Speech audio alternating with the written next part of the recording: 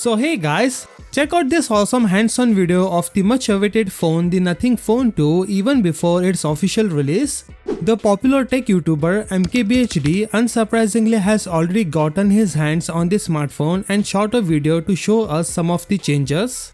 The Nothing Phone 2 closely resembles the Phone 1 and seems to have the same design as the leaked renders that Carl Pei, CEO of Nothing, dismissed as fake. However, there are a few notable differences. The back panel has slightly more rounded glass, and the LED light strips forming the glyph interface are now split into pieces, offering improved functionality.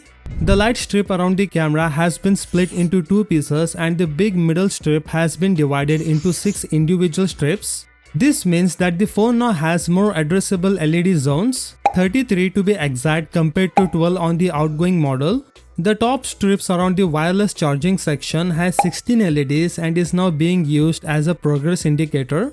For instance, it can show you the volume level and can also be used as a visual indicator for the timer. More interestingly, even third parties will now able to control the LEDs, and Nothing has already roped Uber and food delivery company Zomato in. There is also this cool new feature called the Essential Notification that allows you to assign an app to a LED strip.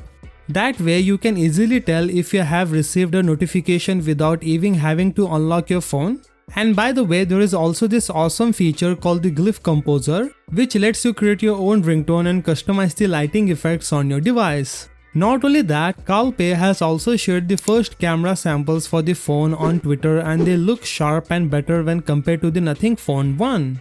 The Nothing Phone 2 will have a slightly larger 6.7 inches screen than its predecessor and will be powered by the Snapdragon 8 Plus Gen 1. The phone has been confirmed to release in the US, and it is tipped to be significantly more expensive than its first gen model. So what do you think about this Nothing Phone 2? Let me know in the comments down below. With that said, subscribe if you like, and I will see you in the next one.